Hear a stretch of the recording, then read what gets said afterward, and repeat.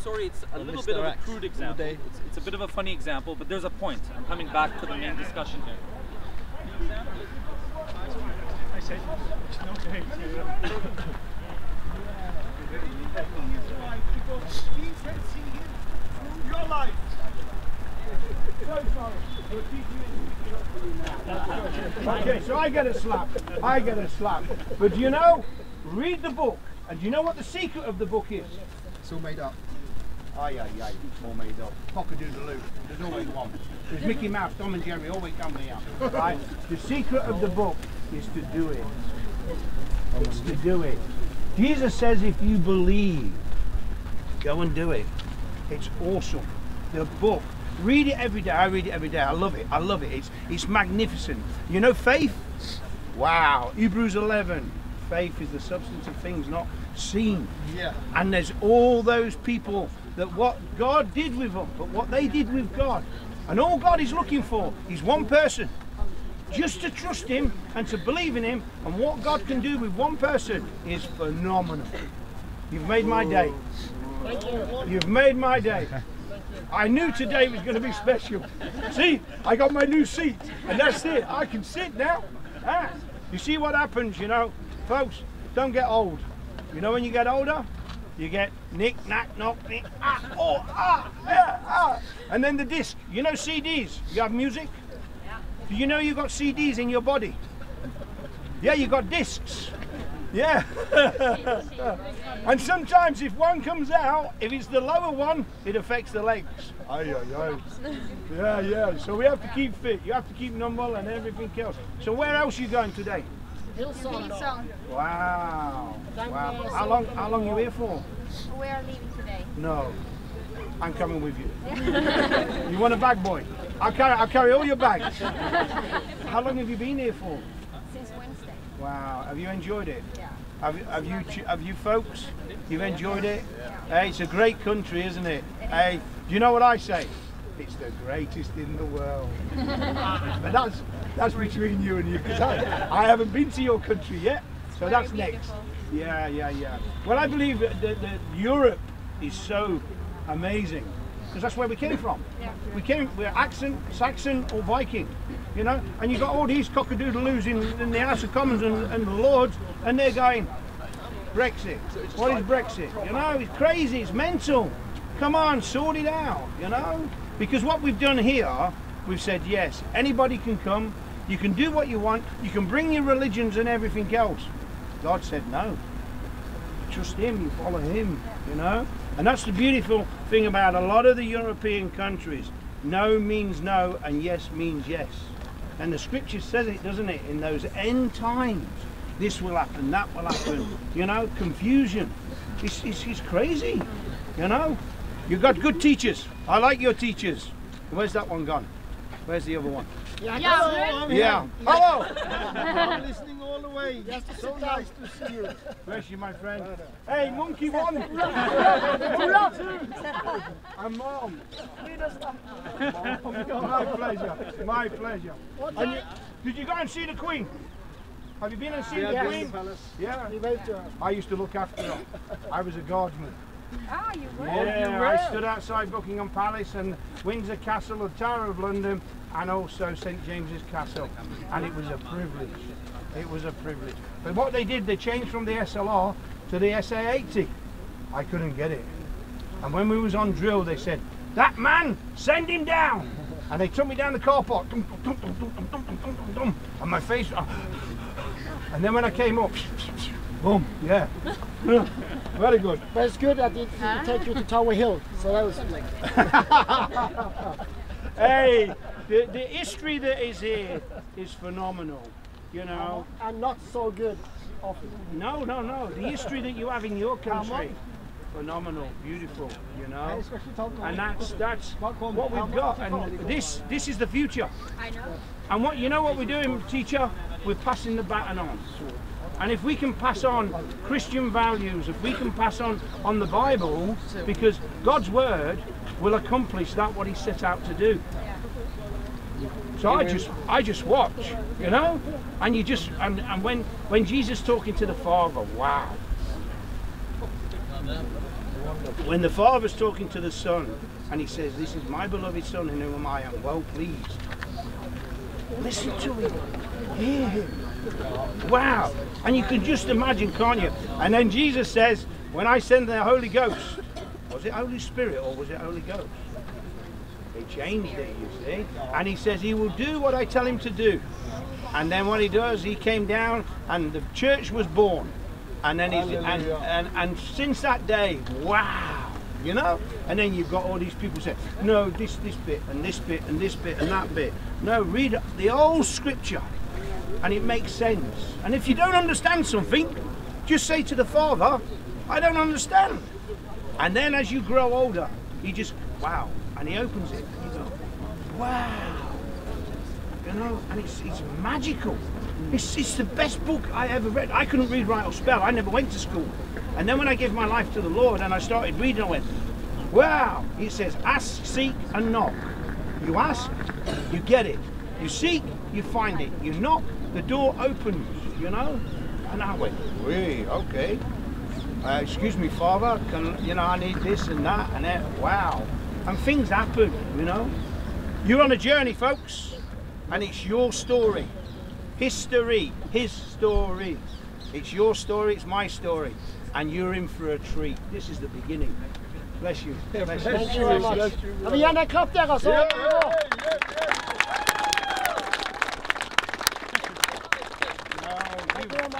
Yeah, you've made my day. That's what it's all about. You know, and you young folks, you see these teachers, ask them, right? Because there's an answer to every question. If there's a question, there's an answer. And if they say, I don't know, then you say, okay, let's go to Google. Google's not always right, but then let's go to the Bible, because the Bible has every answer to every question. And what we need to do is just open the book and you just look. Wow. Yeah, the first time I came here was in 1970. Good, yeah? See you, man. Yeah. What are you on? So you got early today. What's the plan? I've got a friend coming. Yeah. So there's the walk coming up for Extinction Rebellion. You know, What's that? So it's an environmental movement of disruption. And there's a couple of walks. There's one, well, I think there might even be three. It's down the bridges, isn't it? From Bristol to London. You're going to walk from Bristol to London? Yeah, not me, a few other people. And then from Brighton to London. And then I think there's a walk from up north. I'm hoping to do a couple of days at the Brighton London one. Everyone's coming to London. Why are they coming to London for? Well, they're coming to London. It's because the capital. What do you think? Yeah. Get in Parliament. Yeah. Well, what's that all about, Parliament? So how long is the walk going to take? I think it's 7 days. They're starting off on Monday. They're going Brighton to Peacehaven, I think. Then Tuesday, Peacehaven to Lewes. Wednesday, Lewes to a campsite that have opened up their doors somewhere near the Ashdown Forest. And then from there to Forest Row. Forest Row across to Westerham, which is where Churchill used to run away when they were bombing London. So that's where he had his house. So when they get to all of these locations en route, are they going to make any demonstrations or anything like that? Well, I think there's going to be a couple of hundred people. So you imagine that's quite an unusual sight going through the countryside. Yeah. And as you're probably aware, the countryside's a lot more conservative than the cities.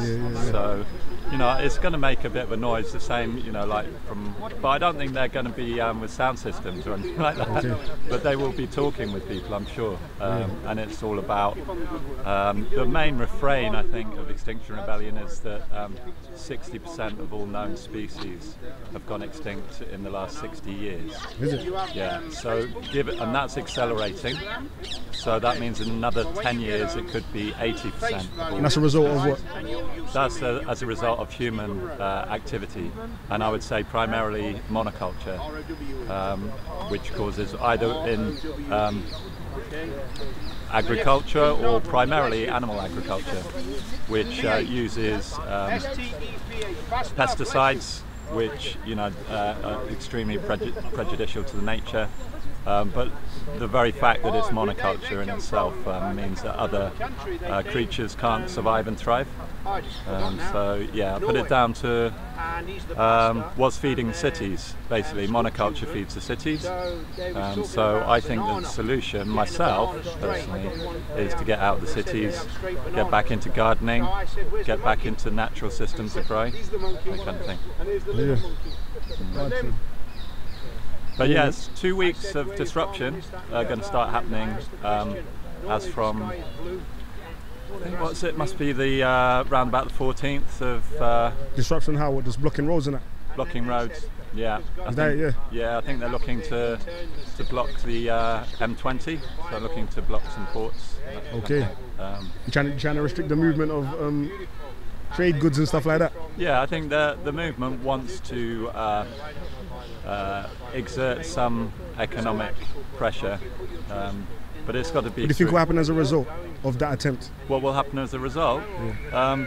Well, the demands are that there be various forums set up to look at what big business is doing and how we can isn't there independent organisations, or what you want, government organisations that's dedicated to looking into the damage? Yeah, I mean, there are lobby groups. But at the same time, the lobby groups for farming, the lobby groups for construction, the lobby groups for the clothing industry are a lot more powerful than the environmental lobby groups. Yeah. So, they got all the money. Yeah. So the advocacy, is something I've been doing for a long time, 25 years, to very little avail. I mean, they may shift here or there on single issue subjects in order to demonstrate to the public that they're receptive to the message. But so you're trying to win hearts and minds of the public? Yeah, I mean, we did shut down streets in somewhere like Hackney Wick, I think it was. Yeah. And did a street party, spoken word and all that kind of stuff. And what was the people like? Well, that's it. Reception? I was just there quietly handing out, and I got maybe 3 local people who didn't like it.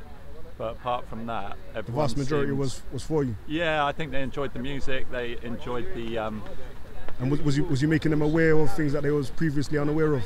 I was. Yeah, I mean, individually, I can only say anecdotally what I was doing. But the message, which if people were listening, from the people who were standing playing music and giving spoken word, was all about the environment and the intransigence of governments that aren't concerned with the environment, that they're just concerned for profit. So I think it was good. I mean, they've got the market there, and it was quite busy. So hopefully, doing more of those kind of outreach actions. So how long have you been doing those type of actions? Extinction Rebellion started last October. Okay. And so it started with shutting down 5 bridges in London. I think there was something like 5,000 to 6,000 people, and I think wisely they chose to give it a bit of a break over winter time. So there were a few actions. There was the BBC was shut down for 6 hours, and a few others. But I think there's been a lot of outreach done, a lot of kind of planning, and so to start again in the spring, I think was quite wise. I mean, they've taken a different route in France, haven't they? They've been just full at it right through the winter. And what would you say is the overall goal of Extinction Rebellion? What world would they be happy to see exist? What world would they be happy to see exist? I think that internally they work with something called the General Assembly. So the idea is that... London? No, within Extinction Rebellion, okay. A General Assembly of people.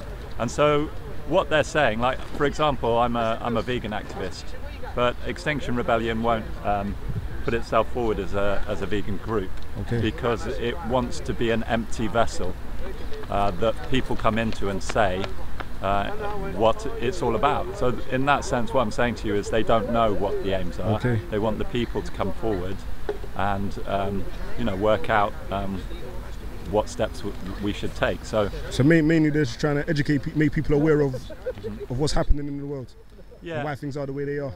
Yeah, well, I think that if you start with an alternative story, an alternative narrative, that implies authority, because author is, you know, it's a creative process, but authority is what the Parliament has, isn't it?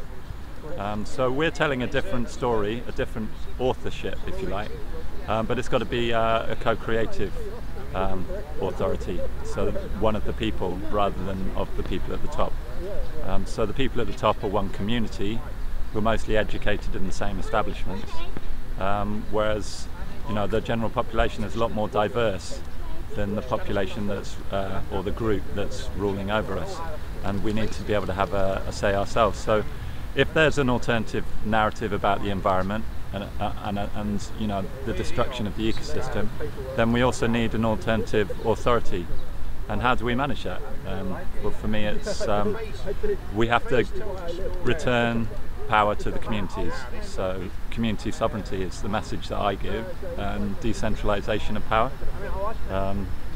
You know, the MPs should be take voluntary roles, and they shouldn't be for a full period of 4 or 5 years. They should be just coming to Parliament to give the consensus of their community as messengers, and then they come back with the response. It doesn't need to be the same person the whole time, and it should be a voluntary role. There's different things like that. So what do you feel the people in power right now, their plans for the world are? In terms of, you said like 60% of, there's been, what did you say about the extinction? 60% of all known species extinct in the last 60 years. years. Yeah. And what do you say about climate change and all of those things there? Yeah, I don't think, personally, I don't think they're going to help us too much. I think they're probably in a great deal of turmoil themselves. I don't think that they're, you know, they're fully masters of the world. I think they're probably panicking themselves. They're just stuck in a system that's been created, and they don't know what to do. That's what I think. Yeah. I don't think that, you know, they're out to get us or anything like that. So you think the more people, the more power is decentralized, it will be better for the environment? Yeah, totally. I think like permaculture systems. Permaculture, what's that mean? So instead of ploughing up the land and bringing in lots of inputs like water, herbicides, pesticides, fertilizers, you know, those are the 4 general things. You've got to import all those things into that unnatural system. The ploughing dehydrates the ground because it turns it over and exposes the moisture to the sun. So you're in favour of like a no-till farming type of system? So you put the fertility on the top, and the worms drag it down. It's that feeds the micro life and all the mycorrhiza, the bacteria life, and it's actually the deposits from the bacteria and the fungus that create the food for the symbiotic relationship plants. between the plants and it. Yeah. So you want to have a bacteria fungal rich hummus, they call it. I always get that. It sounds like that. Chickpea thing. Yeah, exactly. But you need to have that that richness in the soil, and you can do that through. I was at the Veg Fest in Brighton last weekend and was speaking with the permaculture people. You don't need animal agriculture to fertilise the soil. That's an incorrect kind of assumption based on tradition. You can one of the best methods used is hugels. So you can use trees that have fallen down and rotting. And if you go around the woodlands of England, there's loads of trees that are falling over and are rotting because we used to have a thriving coppice industry. So coppice used to be where plants would grow up, and then trees would grow up, and then you cut them and you end up with a stall, and then they'd throw up loads of shoots.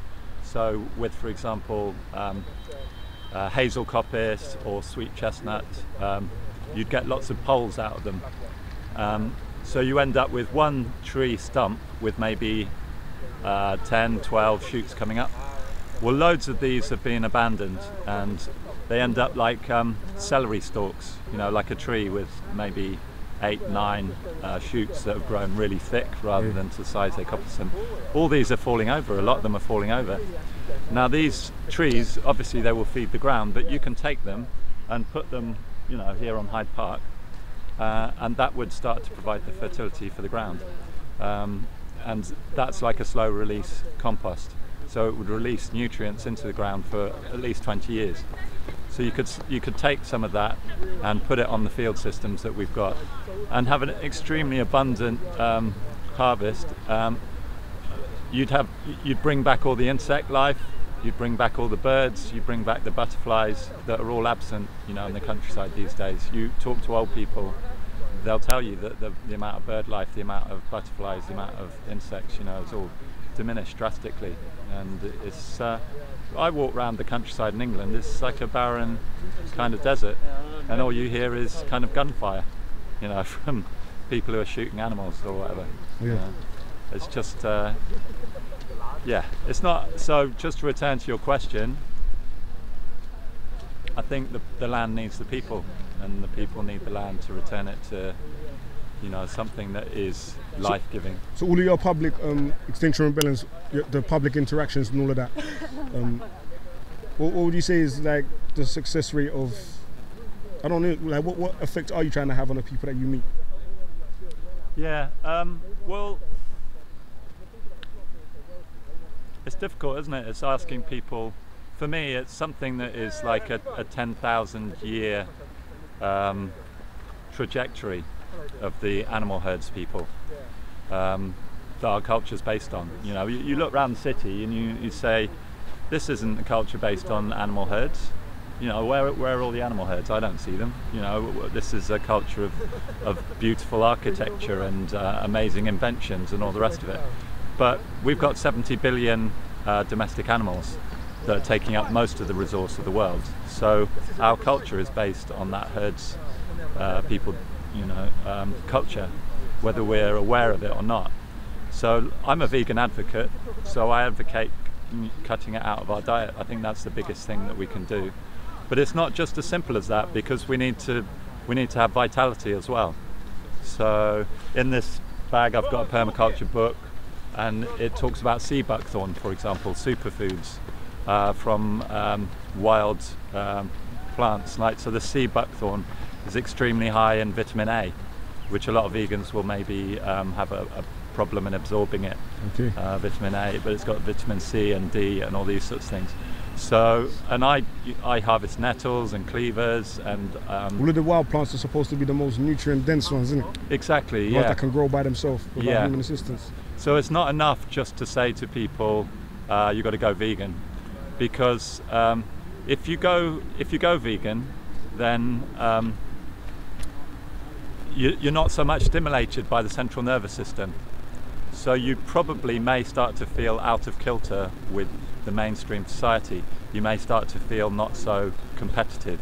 You may start to feel, you know, diminished in vitality or energy compared to everyone around you or the culture around you. You may get depressed, all these sorts of things.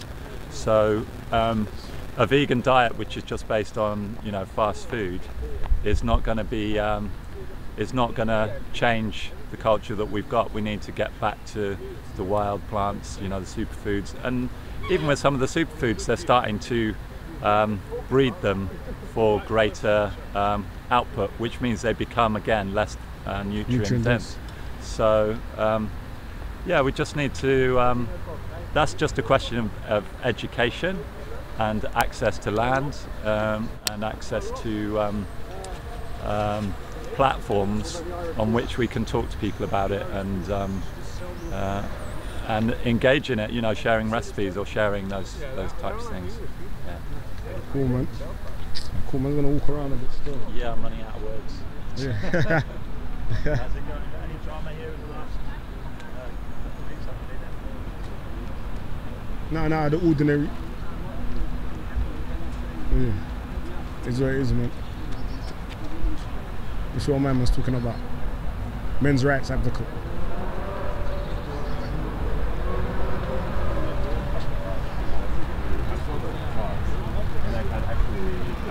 Manipulated very soon. No, there was quite a few cases. There's been the Duke Lacrosse case and different cases. Yeah, I saw that documentary, and they actually proved that those guys were manipulating things. If you gave men an opportunity where they could actually make an accusation without being held accountable for, we know that men would do that.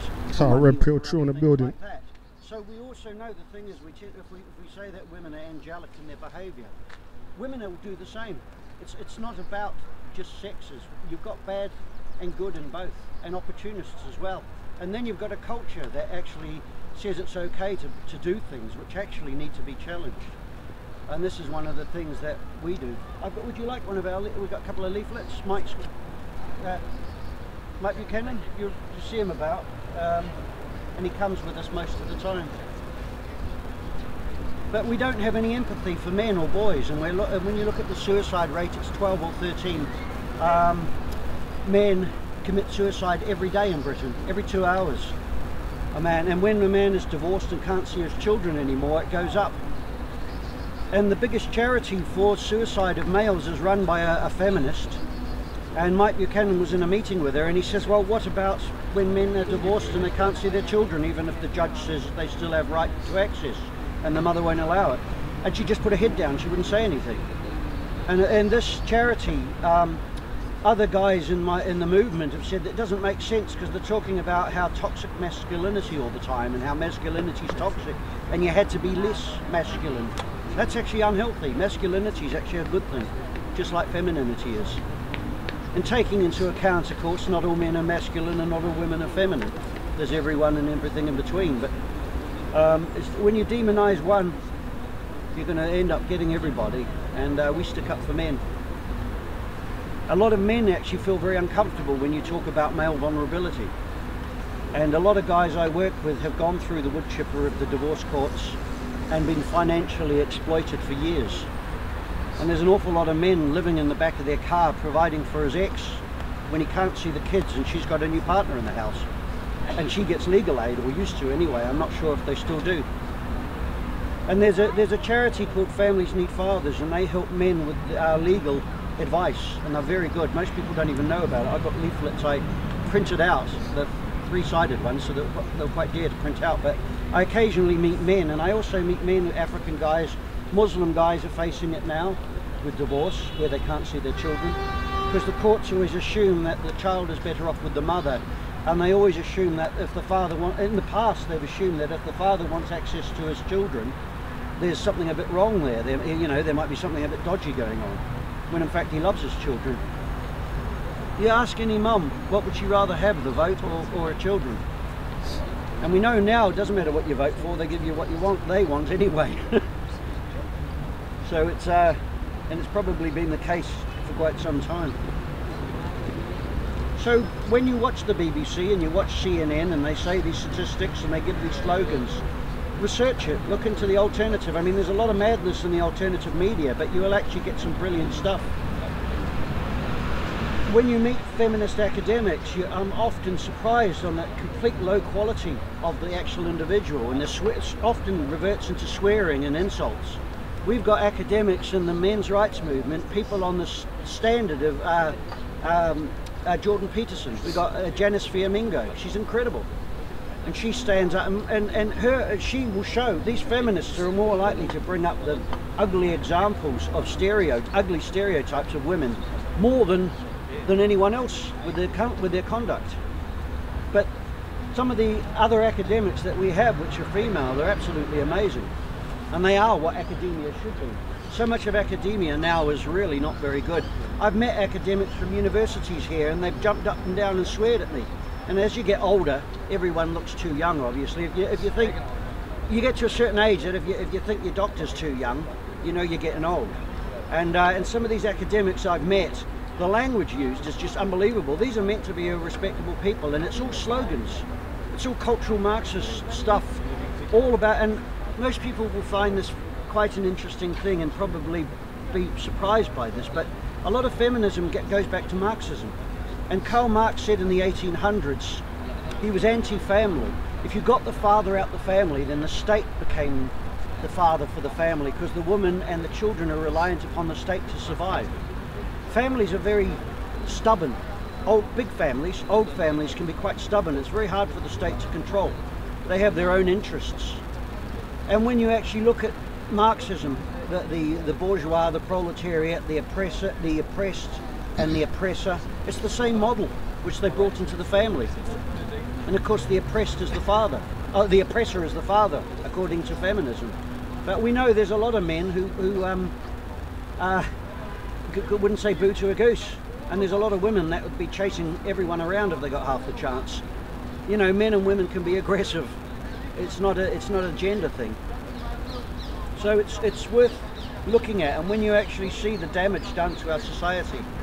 And I'm not a Christian, but I come from a Christian culture, and the amount of criticism that Christianity gets now, and slagged off, and sometimes they, with Jerry Springer did a thing on Jesus, on imagine if you did one on you know, the Torah or Muhammad or something like that, there'd be riots. But we just get used to having Christianity rubbished. And there are things about Christianity, like any religion, which are, you know, could do with changing, or could have done. It's changed now, but we've lost our society, and we've lost a lot of the hub of our society, and feminism hasn't done anything to help it. That's made it much worse. And if you ever meet a radical feminist, or most, I mean, everyone says, oh, there's all different types of feminism. The one thing that joins every part of feminism together is the patriarchal theory, which states that men have oppressed women since the dawn of time. But if you look back in history, you'll find most people were oppressed, most people were peasants, and they fought for hundreds of years to get the vote. First the men, and then just later the women. And that movie, The Suffragette, is just a propaganda movie. It was the suffragists who did the work. They wanted men to get the vote first and then follow through with women getting it. And the suffragettes didn't want the vote for working class women. They didn't want their maids or cooks getting the vote. And they were here giving out white feathers for cowardice to 15-year-olds who weren't in uniform, who they wanted in the First World War. And the arrogance of these upper class women is unbelievable, but it's still here in our society. Gynocentrism is a word which means everything's seen through the woman's point of view, and often a rich woman. And a working class woman wouldn't, she has to do you know, she might have to work a boring job, you know, behind a counter for years, no perks, you know, doesn't get holiday pay, good holiday pay, doesn't get good time off, doesn't get medical bills paid for like a good job. And most feminists are from wealthy families, they're well educated. And they don't, and this is where the class thing comes in, they don't actually see. And all these statistics about men and violence and all the rest of it, they've been cherry-picked for years. They've gone to the worst parts of cities and cherry-picked it and said this is all the city. This is what happens in all of the culture, which it doesn't. Because men adore women.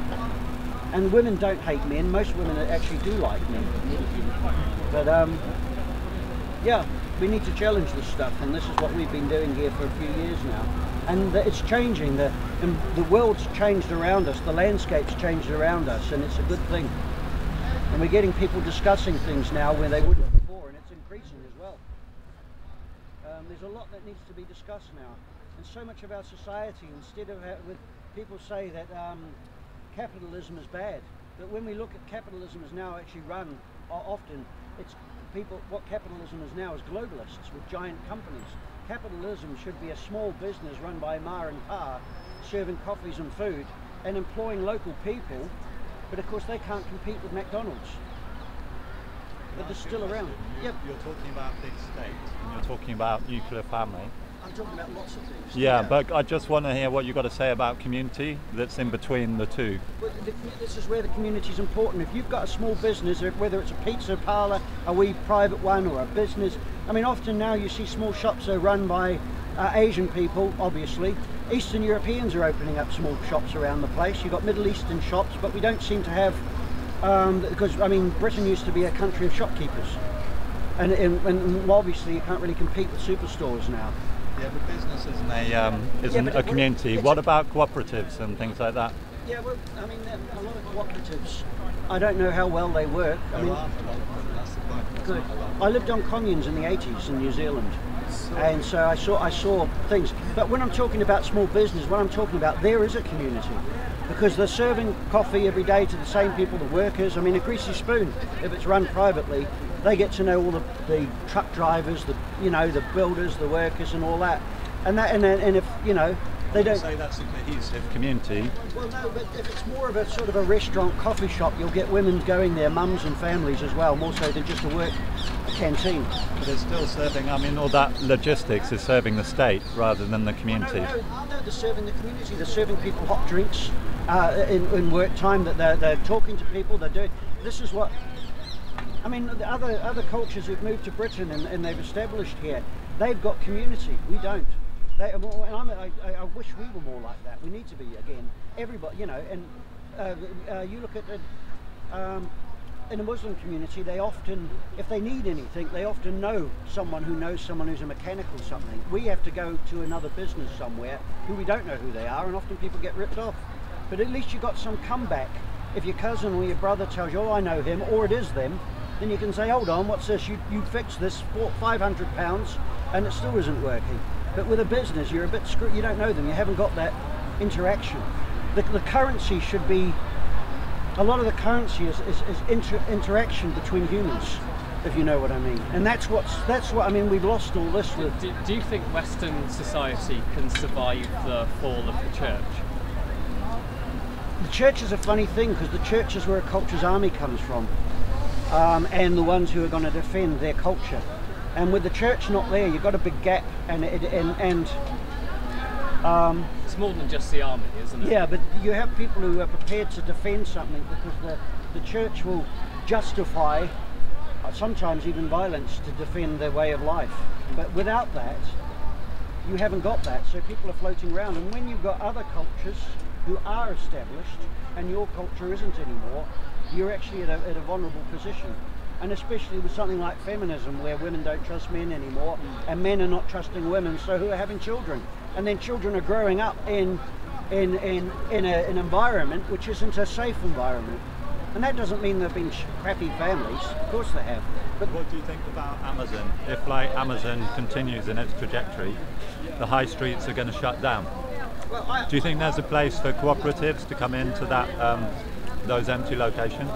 Or what do you think will happen to the high street? We're really testing you this morning. Well, no, you could end up with a black market. I was talking to a cleaner, who's actually a trans lady, at a place I work, and she was telling me the guy at Amazon, he's so wealthy, he's one of the richest people in the world, and he could solve poverty in the world tomorrow. And even if he did, he would still be one of the richest people in the world. So if we're actually talking about the people who own Amazon, it's evil in a way. I mean, how many billions does a person need? I don't know if people have got trillions yet. I think the Rothschilds have. I don't know. But a lot of it's not real money. It's just it's numbers on machines, on computers. But if you're actually looking at the attitude of people who are so violently wealthy, could you imagine what they could do if they start having small holdings where people actually are making cheese and food and stuff like that, and then you got not monoculture, what's the other one called?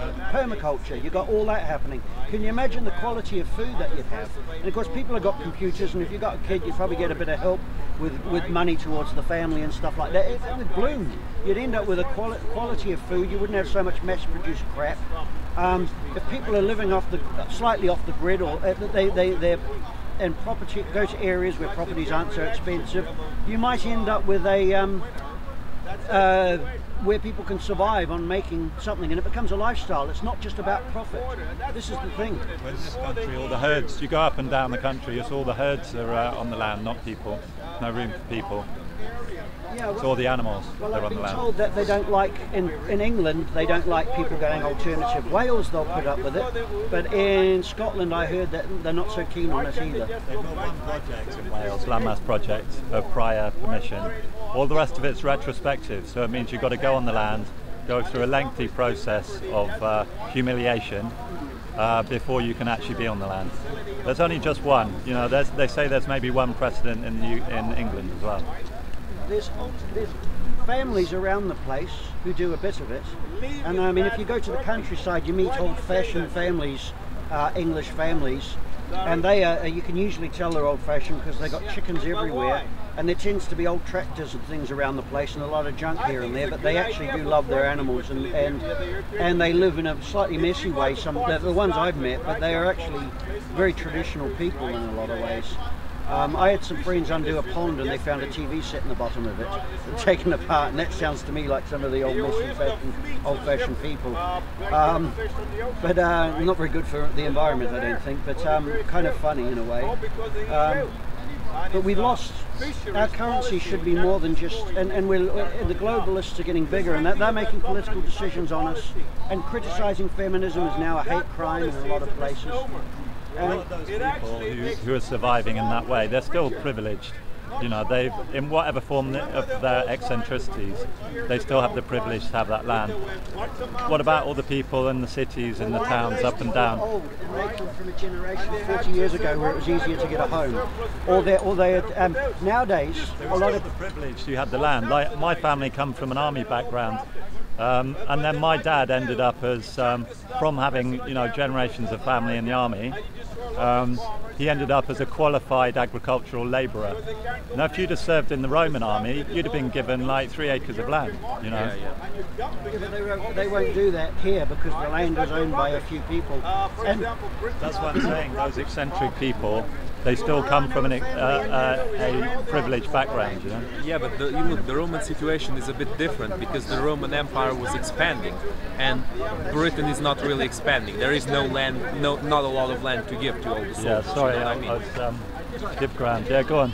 But yeah, and we've gone on to, you've noticed we've gone on to all these other subjects now, which is what's happened in the world, where we specialise in talking about what feminism is doing to the family and what it's doing to men, what it's doing to women.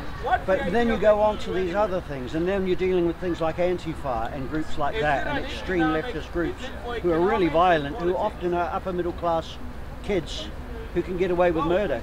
And the attitudes like Jon Snow saying, look at all these white people at the pro-Brexit thing, when in fact the anti-Brexit thing was also full of white people, but of a different class. Yeah, you can't compare it, like for example the gangs, where there's the odd bit of knife crime. You can't compare it to the gangs at the top of the hierarchy who are bombing cities, you know.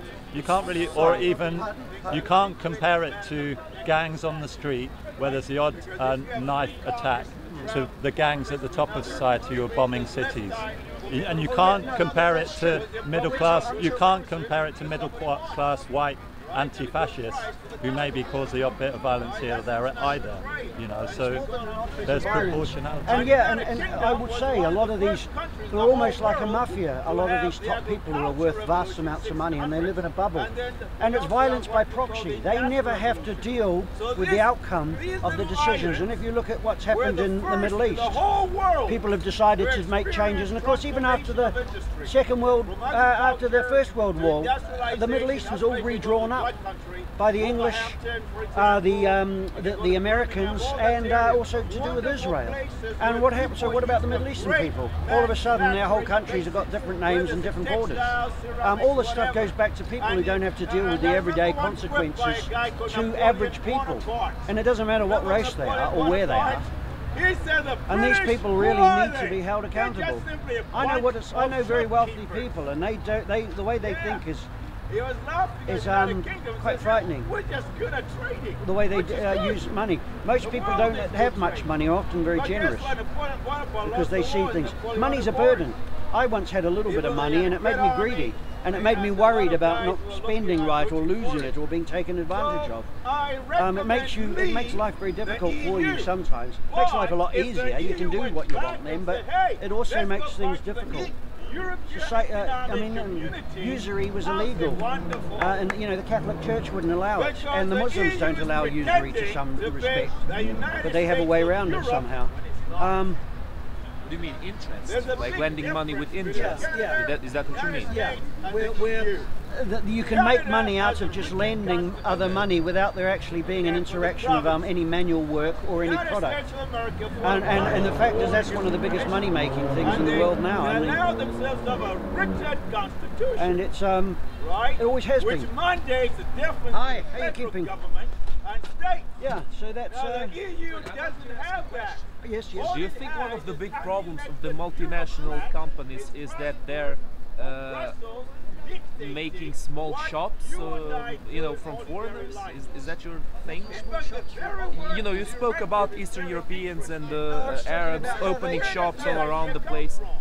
I mean, I don't think that's a problem at all. It's a good thing having small businesses run by families. That's a good thing, because then there's more of a community thing involved then, and it's not just a big. I know the big people employ a lot of people, and we get much cheaper food. But there's a part to that we don't see. We have a parliament here destroying the world. Yeah. Yeah. And now it's all going to be stuffed by machines, so there'll be no people working. And monoculture just destroys the land, and fertilizers, artificial fertilizers, just screws. I mean, Start to say that it brings some benefit to the people. Well, it appears to on the surface, where we can all buy more crap, and you can't swing a cat in your own house because of all the rubbish. You're too frightened to throw it away like I am, because it's worth something, and you end up trapped by your own rubbish. And a lot of older people, they decide to get rid of everything, before they retire. They've retired and they don't want their family to be left with all this garbage, and they go through a very long process of getting rid of their stuff. You can't decide anything. But we've got so much. Yeah, but that's part now I've got too much. I can barely move in my flat, and being in there's depressing actually. Probably would help if I did a bit more cleaning. But that's what they're told to do. We've lost values. But we have a right to mess things up, okay? But the EU does not have the right, in my opinion, to tell us what to do. Because there is no constitution. In America, for example, the federal government can only do certain things. The state, if it's California, Florida, whatever, have got reserve power, state rights. And these were enshrined after the American Civil War. Okay? It wasn't just about getting rid of slavery, it's about what are the common state rights. So the law, California, for example, is bigger than They can't grow in Switzerland except on paper. So if California wanted to become a government by itself,